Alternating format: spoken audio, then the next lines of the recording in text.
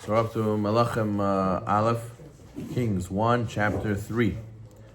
So he said that Shlomo HaMelech, he married daughter of Paro. We quoted Gemara yesterday, he said that was a big mistake. Even though he had good intentions, once he married Bat Paro, the Malach Gabriel took a reed and put it into the sand in the bottom of the ocean. And from there, eventually, it will be the civilization of Rome.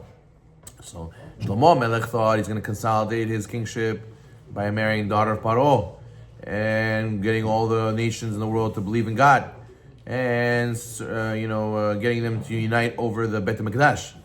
But now, since he made a mistake, Hashem already put into motion what's going to destroy the Bet HaMikdash, which is Rome. So then the pasuk says that Shlomo loved Hashem. He acted according to the decrees of his father. The king went to Givon to give a sacrifice over there, and it says, "Elef olot ya'aleh Shlomo mizbechahu." He gave 1,000 korbanot to Hashem. Now we said that David HaMelech asked Hashem to let him know when he'll die. He said, "Let me die not on Shabbat. Let me die on Sunday." He said, "I can't. Shlomo is gonna be king already." He says, "Let me die on Friday." I can't. You're learning one day is worth to me more than 1,000 korbanot. Shlomo, here, there's 1,000 korbanot Shlomo gave. Not for 1,000 wives? What? It wasn't for 1,000 wives? No. Okay. Yeah, he's close. He gets close to there, but yeah, exactly, 1,000 offerings. So now, what happens? Gimon, Hashem appears to Shlomo in a dream at night. And he says, Sha'al ma eten lach. He asks, request what you want. What should I give you? Shlomo says, if you do chesed with me, just like my father went with you in your straightness with you, in justice and truth, you get a chesed gadol with him. And now Hashem, you crown me. I'm a young lad. Ani no chinar katon, lo edat setova. I don't know what comes or goes. Therefore, what do I ask of you? Is natati la'avdecha. נתת לעבדך לב שומע לשפוט את עמך להבין בין טוב לרע. It's interesting, the tree of knowledge is also called the tree of tov v'ra, good and evil. He's asking, give me knowledge, I should know, I should be able to judge and know between good and bad. כי מי יוכל לשפוט את עמך הכבד הזה? Because who could go and judge this formidable people of yours? It's interesting how he says that I need the wisdom because how am I going to judge? Why is he so worried about judging? Maybe you need wisdom to do other stuff. Yeah. So, the Sefer says that Shlomo says when a judge misjudges an idolater and improperly sentences him to death, or makes him pay more than he's actually liable for, the judge doesn't have to worry about suffering consequences. But when I judge the Jewish people, Hashem will hold me responsible. He says, Hashem, I'm going to be in charge, and I think my kingdom is going to be very successful. Any mistake I do in judging, it's always going to come back to bite me.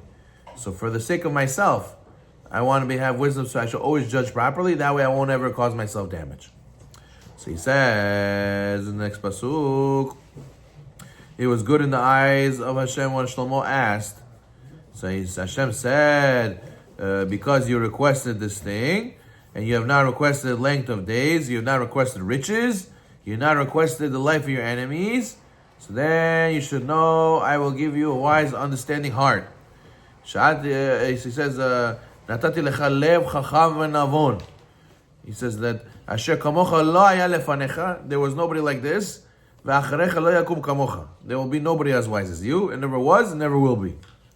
He says, and even this, Gam Asher Lo Sha'alta, this that you didn't ask for, riches, honor, beating your enemies, you didn't ask for that? I'll give that to you too. I'll give you everything. So I gave you Osher, Kavod, Asher Lo Haya Chamocha Ish B'Melachim Kol Yamecha. There was never going to be a king like you. Wow, Hashem is giving him long life and wealth and success and kavod and winning.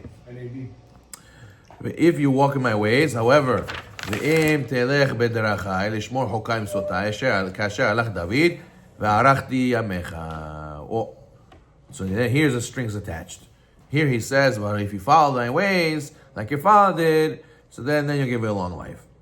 So the Sefer over here says, so then Hashem tells Shlomo he'll give riches and honor, even though he didn't ask for them. They're not the things the Torah promises a king. But the Torah does promise a king a long life if he follows the Torah mitzvot. That's a pasuk in Devarim. So he says that. So since the Torah says if he follows the ways of the Torah, so it happens. Then what? So then he'll live a long life because that's what the pasuk says. He made a condition on it if you follow the Torah's ways. But the other things, wealth and honor, the Torah never promised that to a king. So that Hashem gave without a strings attached. Okay, Shlomo woke up from his dream, and he came to Yerushalayim, and he gave more